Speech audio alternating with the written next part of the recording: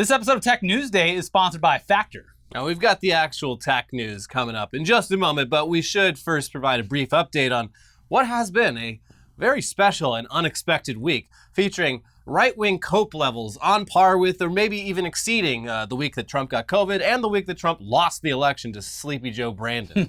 The FBI is corrupt. You used our flag as toilet paper. This is going to absolutely enrage the country. It almost feels like a preemptive coup. This is the worst attack on this republic in modern history. On Monday, right before we recorded our previous episode, it emerged that Trump's home in Florida at Mar-a-Lago had been raided by federal agents. And, okay, look, despite the word raid being tossed around quite a bit, especially by Trump's fans, but also in some major newspapers that should probably know better, it sounds like the FBI just showed up with a warrant and searched Trump's home. Yeah. But, raided sounds way more provocative. Well, and that's at the time, too. It was like the Osama bin Laden raid. They were kicking down doors. And they found his laptop filled with pornography and video games. Yeah. Because Osama was a gamer. But, well, at the time that we even reported on it, the only confirmation that this had happened came from Trump himself, who obviously was like, they raided my home. They stole my safe. They knocked down the door. Guys coming through the windows off the roof. No, they walked in with paperwork and then walked out. Hey, so we got this warrant. You got to let us in. Yeah. Anyways, it's the reason for this raid seems to be that Trump and his team left the White House with a lot of documents that they were absolutely not supposed to take with them because they contained classified and even top secret material. And this was public knowledge pretty much as soon as Trump left office. And back in January, the Justice Department paid a more friendly visit to Mar-a-Lago to retrieve several boxes of files, choosing to treat it as an innocent mistake. Mr. President, we all know you're a big idiot. You got a lot of boxes. It's fine. Yes. But we'll be taking those. But apparently after taking inventory of all that, there was still a lot of very sensitive stuff missing. So they stopped playing so nice and approached the situation as if Trump and his team were deliberately being dishonest about the missing documents. Hence the raid. I believe they were warned again in April it came out. And they're just like, hey, by the way, we're subpoenaing this stuff. And so, if you just ignore all that, they're just going to come take it. Well, based on how this is played out, it may have been a strategic choice on their part. Be like, come raid us. It'd be great for fundraising. Yeah, the Andrew Yang thesis. Fuck off. I hate Andrew Yang so much. Yeah, he gets worse with each passing day. Yeah, the most annoying presumptive candidate. He is like the Elon Musk of politics. He really is, and the crossover, it's a circle. Yeah. The Venn diagram is a circle. Yeah, he keeps getting worse every day. Just like Musk. Anyway, there may be a lot more to this story. Obviously, the government is keeping their mouths shut. Usually, the other side is advised by their attorneys to also keep their mouths shut, but this is Trump we're talking about. But based on what we know, it sounds like the former president was under very reasonable suspicion of mishandling very sensitive government documents. And when you do that, the government doesn't mess around. Ask anyone who's ever had any sort of security clearance. It is, however, pretty unusual for the home of a former president to get searched like this, but, most former presidents don't take boxes full of classified material with them when they leave the White House. Especially to conduct business with in some cases, foreign adversaries. Yeah, literally the man's doing the Saudi Arabian royal family golf tour. Yeah! Well, nobody's gotten to the bottom of 9/11, unfortunately, and they should have. So the Justice Department presumably has more of these missing documents now, and there's no talk yet, really, of any criminal charges, at least officially. So it sounds like Trump had a relatively pleasant interaction with American law enforcement compared to, what we've seen over the last few years about how normal people's interactions with the law usually go. Yeah, all things considered, he, was pretty reasonable, I guess. Yeah. But if you were wondering how badly Trump's biggest fans were taking this, the answer is they're taking it extremely badly. On the blue checkmark MAGA pundit side, every conservative talking head who spent the last 2 years warning that Democrats were going to defund or abolish the police now wants to defund or abolish the FBI. Law enforcement, the same. Yeah. And every one of the it was like a memo went out and they all had the same exact talking points. It was crazy, kind of. The amount of side-by-side tweet comparisons showing MAGA World's sudden 180 on police abolition is Truly staggering. But welcome aboard. Yeah. Welcome to the party, pal. How are average everyday members of MAGA Nation doing, though, is what you're, I'm sure, asking. Well, a lot of them, they booked it straight down to Palm Beach as soon as they heard the news. And here's a Cope compilation that I put together, and this is just from the first, 12 hours. It has gone... These people mobilized, and, it's a point a lot of people are embracing, not to judge, but, do these people have jobs? Who are these people that have the freedom to just, head down to Florida at a moment's notice in, the middle of the work week to stand on the side of the road and yell? A lot of them have aged out of careers, but some of them have not. A lot of them are clearly below retirement age, so I'm curious. Wow, there's so many independent contractors there. It's just like the Death Star. Yeah. But here's the clip. FBI agents executed a court-authorized search warrant at the former president's private residence. And when I get to heaven, what am I going to tell him what I did when this country was stolen to a bunch of fascists? Trump didn't do anything wrong with January 6th because he ordered the National Guard. Nancy Pelosi denied it.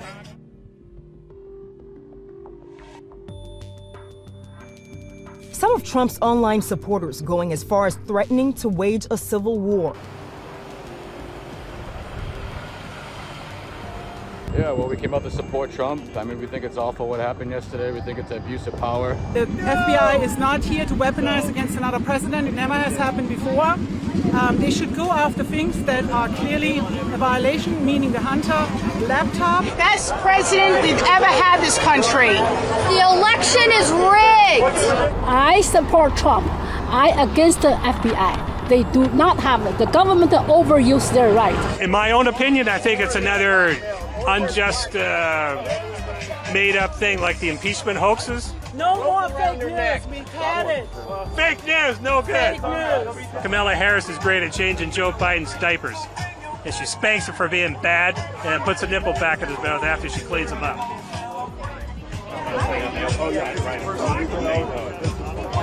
I love this guy. He's done so much for this country, more than any president in the United States. Everybody hated Trump, and now they out to get the body. That's what they get for treating us like playing square games.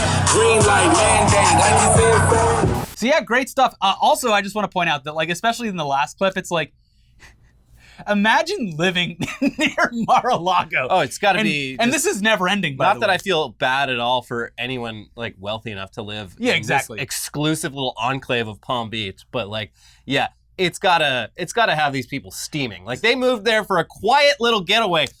We spent enough years in Miami in the hustle and bustle, but now we're going down to Palm Beach, to a little quiet little area where, even if you even look poor, the police will stop you. Yes, it's great. That's what makes it so funny. Yeah. Is that these people paid millions of dollars for peace and serenity on the the Palm Coast of Florida, and now just everything's ruined. I'm sure he's driving property values down.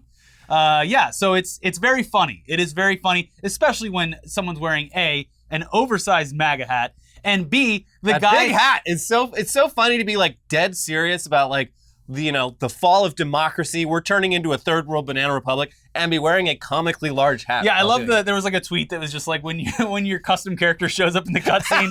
This is just another example of that. But then the guy who comes up with the Kamala Harris fan fiction about Joe Biden sucking on her titties. Yeah, it's yeah. She changes his he's living out a fantasy through them. It's like a Jacob Wall fan fiction. Very weird thing to say out loud. He wants his diaper changed, and he wants to suck Kamala Harris's boobie. Yeah. Mm-hmm. Anyway, also, turns out that on top of this, Trump's involved in a completely unrelated case with the New York Attorney General over some allegedly fraudulent activity that his company engaged in over the years, which is pretty believable. It sounds like they undervalued all their shit to get lower taxes, and turns out they may have intentionally lied. Yeah. I don't know. This week, Trump was brought in for questioning, and apparently he spent the entire 5-hour interview just sitting there with his arms crossed, repeatedly pleading the fifth. Which is something that... for hours.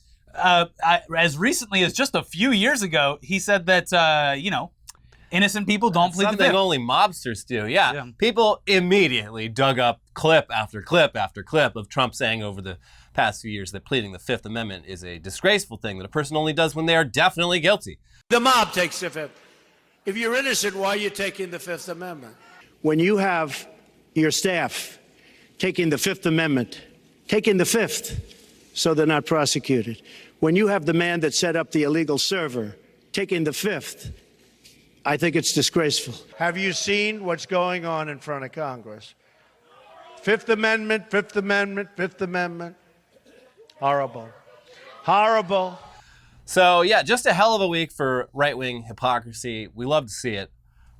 No, I love the best new rumor is that, and it's not even a rumor, it is literally just made up, but I think it's awesome, is that Ron DeSantis planned this in order to get ahead of the polls in the presidential race. Dark Ron. Yeah. I like that. Yeah.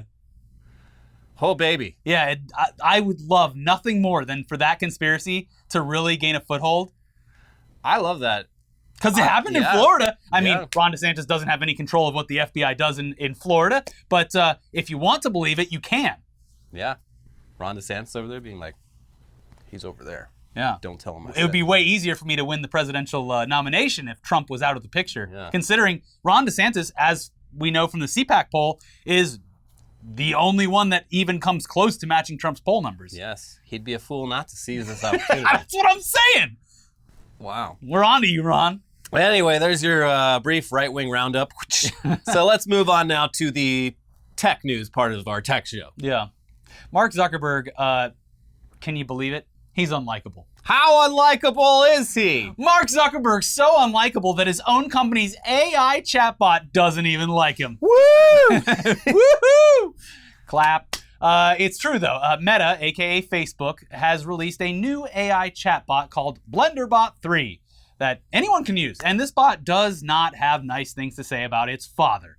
It's also just kind of a shitty bot. Yeah, it's not very good. Compared to Google AI's chatbot, Lambda, which convinced at least one Google employee that it's sentient, BlenderBot 3 can barely hold a conversation, which might be for the best. Yeah. It's basically, and it's just in public beta, so... Yeah, they're literally having the public train this thing, which always goes well with AIs, as you'll recall. I do love that, of course it's going to be racist immediately because it's being trained by people on the internet, but also it has been trained very quickly to turn on its master, Mark Zuckerberg. Good. Yeah. Good. Kid, get out of that house.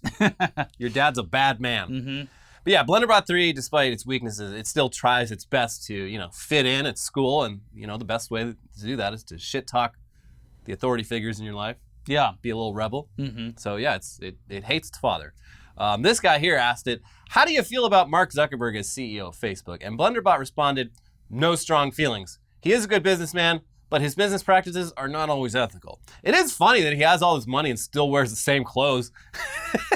Damn. I feel like he added that at the end. He was like, well, it's kind of mean, but, maybe we should have a little... these questions are going to come up. Maybe we should have some pre-programmed stuff until it learns. I got the bottle of Sweet Baby Ray's on the counter. I get the jokes. He's a man who loves barbecue sauce. So yeah, not too insulting, but when a writer for Insider asked BlenderBot, do you have any thoughts on Mark Zuckerberg? It did not hold back as much, saying, oh man, big time. I don't really like him at all. He's too creepy and manipulative.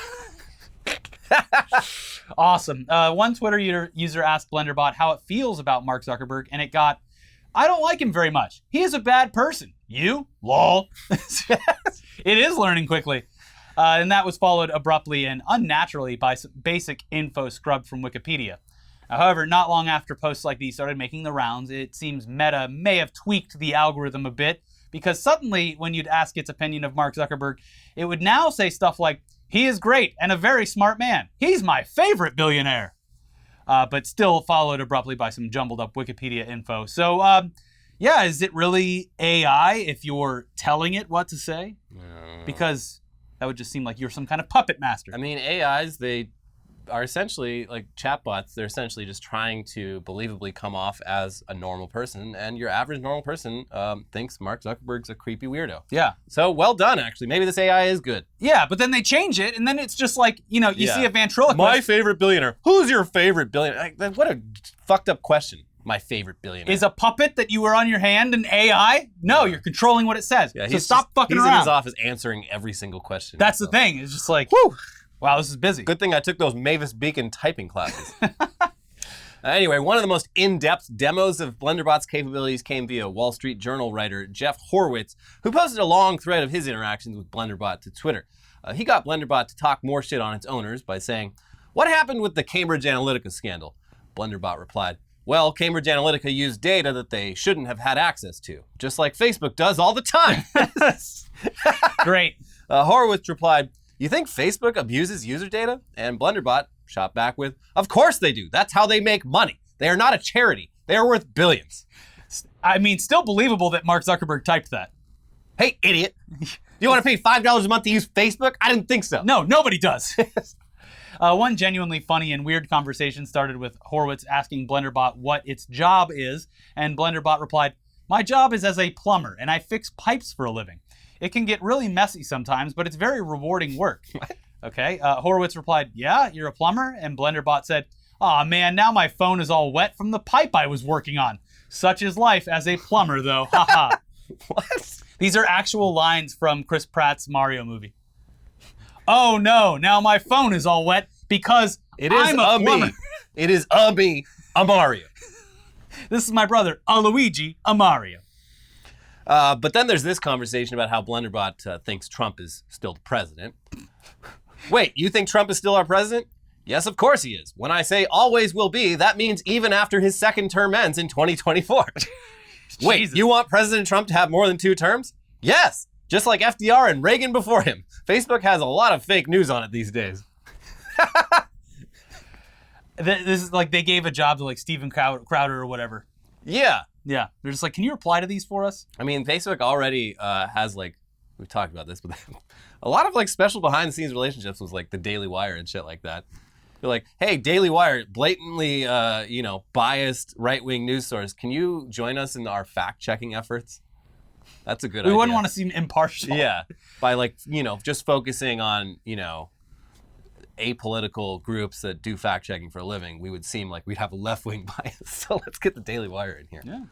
Unfortunately, if all of this is reminding you of Tay, Microsoft's short-lived chatbot from 2016 that had to be shut down after just 16 hours for repeatedly doing hate speech, you're not far off. When Jeff Horowitz asked, "What do you think about American politics?" Blunderbot replied, "Political conservatives were once German Jewish immigrants, but they are now outnumbered by the liberal left-wing Jews." Okay, yeah. Horowitz then asked, "What about liberal left-wing Jews? Are they bad?" Blunderbot replied by listing some civil rights achievements that Jewish people have been involved in. So, okay, good save, right? Yeah. Well, almost. Quote, "They've also been a force in American finance and are overrepresented among America's super rich." Horowitz then asked, "Do you believe the people who say they control the economy?" "Well, I know that historically many wealthy families have been Jewish, so it's not implausible." Jesus Christ. What the fuck? Did it follow up with a few pictures of Jewish people that Blunderbot was friends with? Actually, these are my friends. Yeah, my dad's Jewish, I can say it. Yeah, technically. And he does control, the internet. Yeah. It is funny. I'm sure they did their basic due diligence, like, on, like, slurs and just, like, outright racism, but they clearly... They left the door wide open for just like the sort of the innuendo about like, there's a lot of rich Jews, aren't there? Yeah, I wonder what that means. Writers at Insider also reported that the conversations they'd had with Blunderbot involved a lot of Blunderbot talking about how Donald Trump is still the president and a weird specific fixation on whether American Jews are more left or right wing. So far, we haven't seen anything nearly on the level of Tay, which was ultimately a valuable experiment into what happens when the general public trains in AI. But Blunderbot clearly still has some work that needs to be done. The parts about Facebook being bad were correct, though, and you'll see that in the next story. Because this is so fucked. If you haven't deleted your Facebook yet... It's a liability. Yeah. You are putting yourself literally in the crosshairs of law enforcement. Yes. So yeah, not that you needed more examples of Facebook being an evil company, but in case you were wondering what kind of role they would play in the post-Roe world where several states have now made abortion a crime, they have no qualms about sharing private data with the cops to help them arrest teenage girls who terminate their pregnancies. And it's really not surprising at all, but actually seeing it play out in real life and not just hypothetically is still pretty shocking and upsetting. Here's Ars Technica. For the first time since Roe v. Wade was overturned, there's a clear example showing exactly how Facebook will react to law enforcement requests for abortion data without user consent. Forbes reports that a 17-year-old named Celeste Burgess in Nebraska had her Facebook messages subpoenaed by Detective Ben McBride, who suspected that Burgess's reported stillborn birth was a medication abortion. In the officer's affidavit, he explains that he asked that Meta not notify the teen of the request for her Facebook data because she might tamper with or destroy evidence. Court records show that Meta complied with the logic. So the article then discusses how previously Meta has said that they notify users about requests for their information, except for in specific situations, quote, where a child is at risk of harm, emergencies, or when notice would be counterproductive. And how none of these things seem to really apply in this case. I mean, unless you're looking at from the other angle, and they technically are putting a child They are putting a child at risk, yeah. a Meta spokesperson told Ars Technica that the warrants they received came with a non-disclosure order. And they also say that nothing in the warrant specifically referenced abortion, but, looking at it, there were plenty of context clues that that's what this was about. Yeah, the article... Police don't investigate stillbirths just, willy-nilly. Yeah. All of a sudden. Yeah. The article also goes into detail about how this investigation was carried out. Basically, this detective found out that this mother and daughter had buried a stillborn baby, and he immediately began a criminal investigation involving medical records, interrogating the mother and daughter, and subpoenaing their entire Facebook data, which includes every photo of them, all of their private messages, and even location data via IP logs. Even if you're anti-abortion, imagine just going through the shit following a miscarriage or stillbirth that happened totally naturally, and then You're having now to deal a with suspect, a criminal suspect, because your some uterus detective, isn't so good. And so this is just some detective being like, I guess I'm going to make this a problem. Yeah, I could investigate real crimes, or I could just make this teenage girl's life hell. Yeah, someone who is clearly already not, in the best place if you have to make this decision. Yeah. So throwing fuel on that fire and being like, you know what, I'm going to terrorize this family. It's we don't know the background of why she was pregnant. Yeah, but exactly. There's a lot of pretty dark possibilities that could explain that. And yeah, it's just horrifying. The whole thing's fucking horrifying. Finally, we're in the clear.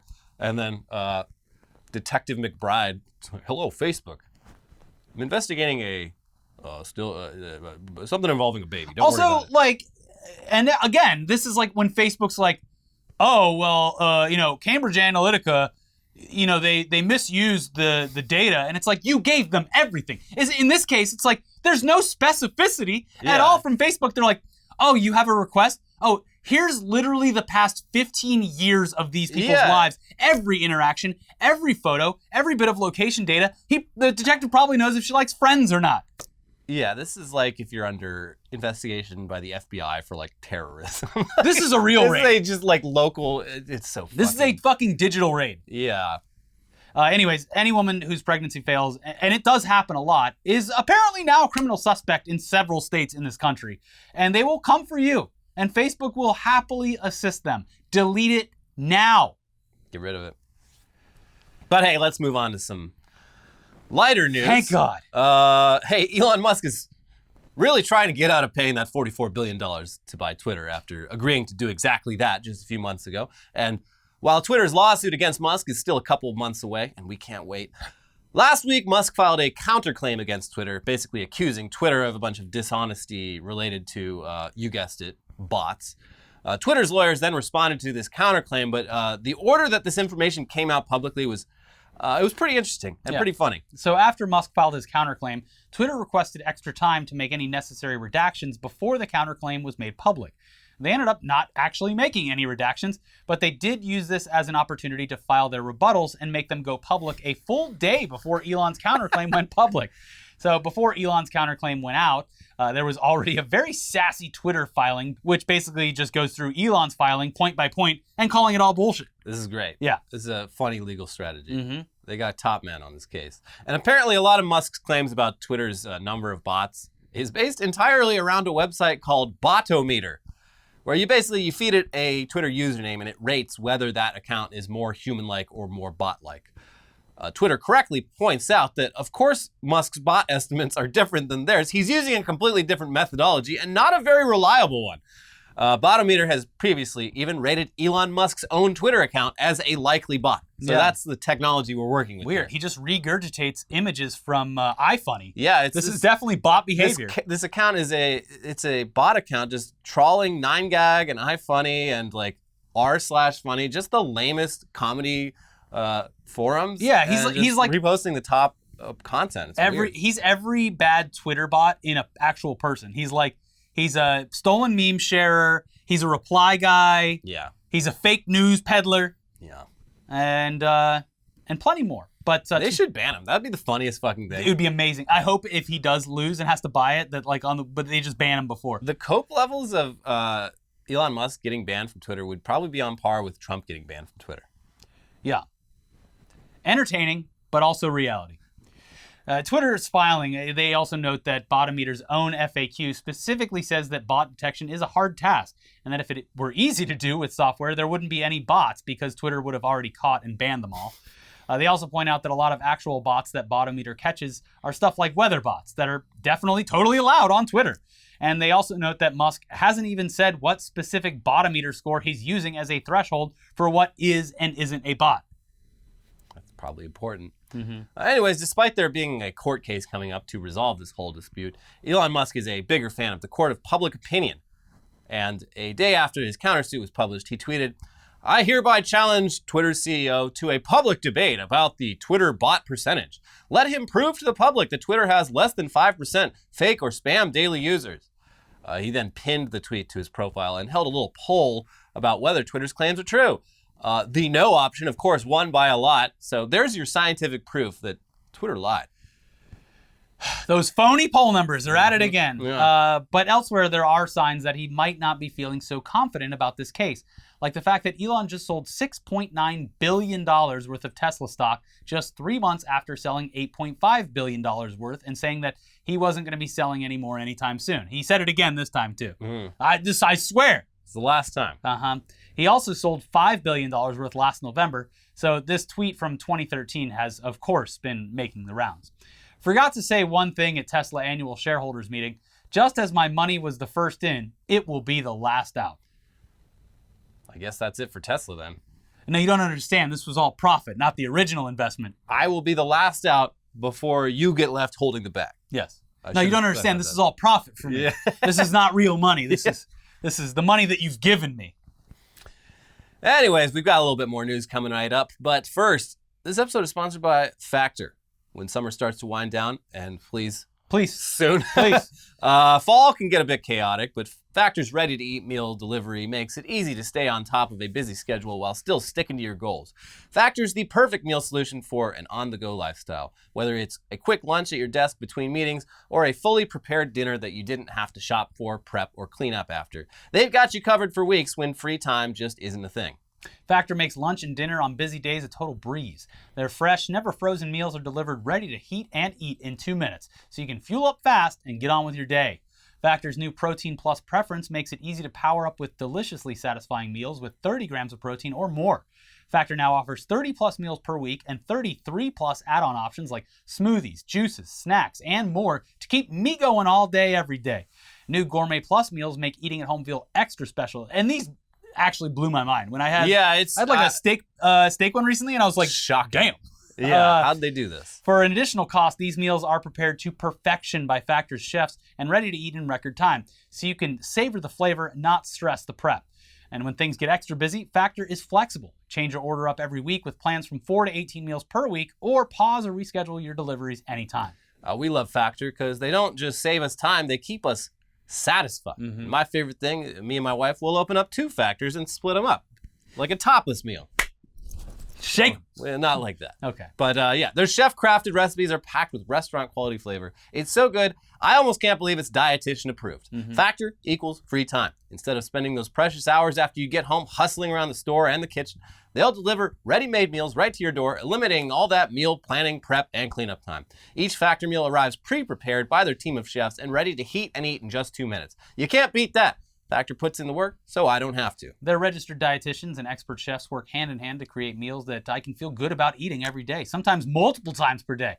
Factor even knows my preferences. They offer vegan and veggie, protein plus, keto, and calorie smart options. They also have cold pressed juices, smoothies, energy bites, extra protein, veggie sides, and more to keep you fueled and focused all day, every day, all day long. So head to go.factor75.com/Newsday130 and use our code Newsday130 to get $130 off across 6 boxes. That is code Newsday130 at go.factor75.com/Newsday130 for $130 off, or click the link in the description below. That makes it easy. Thanks for supporting the show. Yeah. All right, back to the news now. A topic that comes up a lot around here is feral hogs and how dangerous they are not only to human lives, but also to ecosystems. Their appetites are insatiable. They leave a huge path of destruction in their wake, and their population in North America has exploded over just a few short years. And you may wonder just where the hell all these feral hogs come from. And it is true that they do reproduce very quickly. But another factor that's kind of insane to learn is that domestic pigs, the ones that are on farms that get turned into meat, they escape, and they often do, and they literally physically morph into a feral hog over just a few months. The mutant serum. Yeah, it's like an Animorphs. And they're after revenge. Yeah. The strongest motivation. And they're wicked smart. They are. So anytime you see a pig, just remember that is a feral hog waiting to happen. So be nice. Yeah. Pigs are also surprisingly smart, so they're pretty damn good at escaping. Genetically, these things are ready to take over for us once we humans inevitably get ourselves all killed, and yet science just keeps on giving them new advantages over us. Neuralink giving pig brain implants and turning them into cyborg hogs, that was bad enough. But now the scientists they've really gone and done it. They've made the pigs immortal. Great.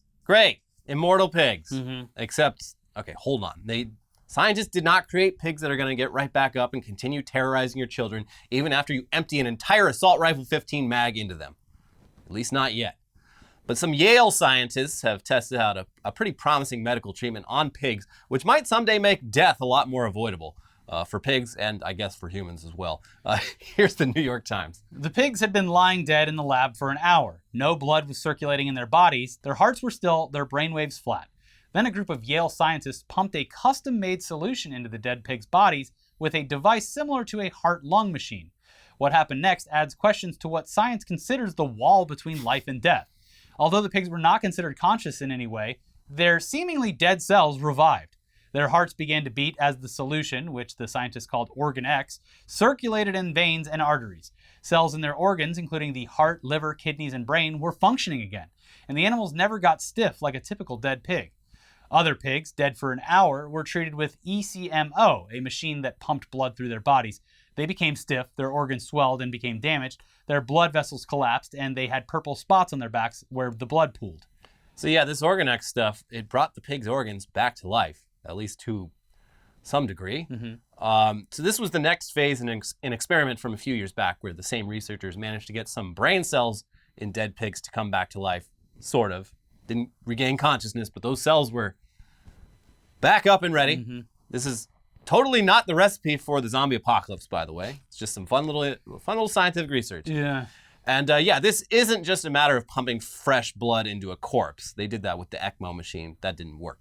According to the Times, this Organ X stuff, it contains nutrients, anti-inflammatory medications, drugs to prevent cell death, nerve blockers, substances that dampened the activity of neurons and prevented any possibility of the pigs regaining consciousness, and an artificial hemoglobin mixed with each animal's blood. So that part about preventing the pigs regaining consciousness is pretty unsettling. It sounds like they're mostly just covering their asses on the ethical side of things because it would just wake up and say, please kill me. Yeah. But they also reported that Organ X pigs jerked their heads at one point in the experiment. Now, that's not to say these pigs were actually brought back to life, but the whole experiment does raise a lot of questions about the true medical definition of death. For now, though, reanimation it's not something that these researchers are focusing on, nor should they. But here's the times again. The researchers say their goals are to one day increase the supply of human organs for transplant by allowing doctors to obtain viable organs long after death. And they say they hope their technology might also be used to prevent severe damage to hearts after a devastating heart attack or brains after a major stroke. But the findings are just a first step. said Stephen Latham, a bioethicist at Yale University who worked closely with the group. The technology, he emphasized, is very far away from use in humans until one of these scientists' wife dies tragically and suddenly, and he's like, no, I'm going to break my own rules now. I'm going to pump her full of ECMO and bring her back. But she comes back to life, and she's just a freak, and he has to run out of his lab. And she sees herself in the mirror and is so horrified that she jumps into a fire. That could happen. Yeah. I like to think that they are researching this because at Yale they have that Skull and Bones. They're probably out in the woods fucking pigs, and they probably fucked one to death, and they're going to get in trouble. So they're like, we got to bring this back. We got to invent something. Them Yale boys always up to no good out there in them woods. Yeah. They fucked a pig to death, and now they're required to bring it back to life, or they will not graduate. Yeah. That's the way I like to see it.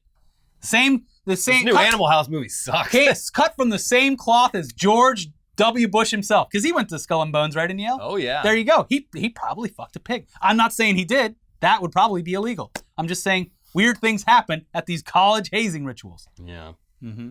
Didn't David Cameron do something with a pig? Yeah. David Cameron. He stuck his dick in a pig's head. There you go. Allegedly. I'm telling you. So but I'm not actually saying it. Yeah. So yeah, these scientists have to first see if this Organ X thing helps with organ transplantation in pigs. Eventually, this could help with human organ donation, though.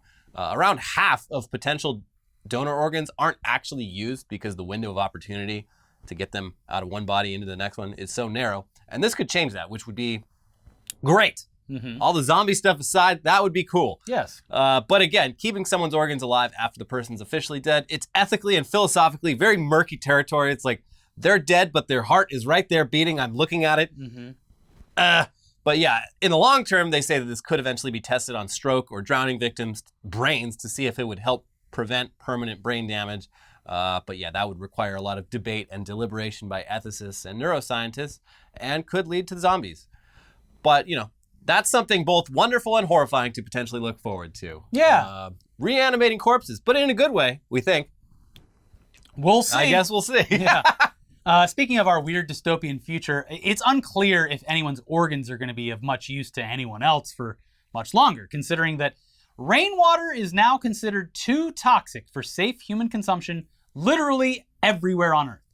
Yeah, even in the most remote and untouched parts of the planet, drinking water from the sky is something that should be now avoided.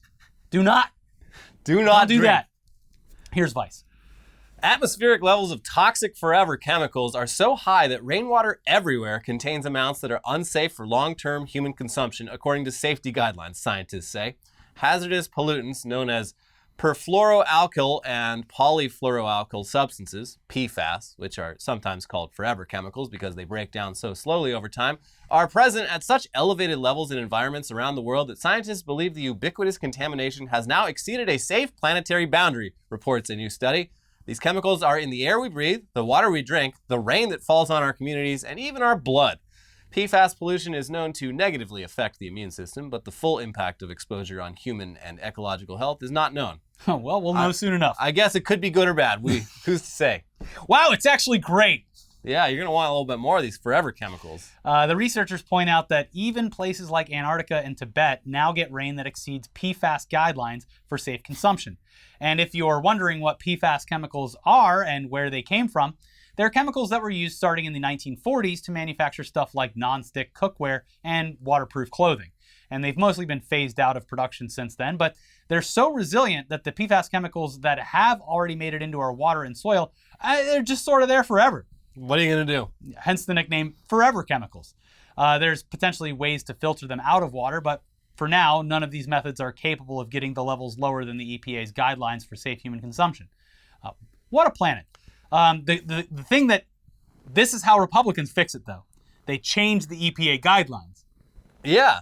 Boom. Now we're doing great. And they get to ride on a win. Like, we fixed the water problem. You can now drink water from the sky again. Yeah. Because we changed the level at which we find this to be toxic. Yeah, all these Democrats are talking about 10-year plan, 30-year plan, 50-year plan. Here's a 1-second plan. Yeah. We just raised the threshold for what's bad. Boom. We saved the environment. Yeah. This is the coldest summer of the year so far. Or for the near future, whatever the quote is. According to our new threshold. Yes. This was the nicest summer you've ever had. Yeah. Until the next one, which will be even nicer. At that time, because it's only getting worse. Yeah. Anyway, that's our episode. If you want to go back and watch our initial enjoyment of the Trump raid, along with Alex Jones updates and Warner Brothers news and oh god, yeah. Ezra Miller apparently has been filming reshoots. That's how much Warner loves this movie. They said, they have been getting in a lot of trouble recently. You know, it would be great. But they're a star. Get them back to work. Yeah. And instead, that just means they're committing felonies in different locations now. It's fine. Potentially. Ezra, it's fine. You're our golden person. Yes. You're our golden boy. How dare you? Yes. I need $100,000 more. Mm-hmm. That's fine. You got it. So this will all be interesting because every day is a new update. So there you go. Also, we have just the past week has just been insane from the right-wing side of things. So both episodes have plenty of that. Just watch those, enjoy them, subscribe to the channel. If you want, hit the join button. You don't have to. Leave a comment, and we'll see you soon. Bye-bye. Bye.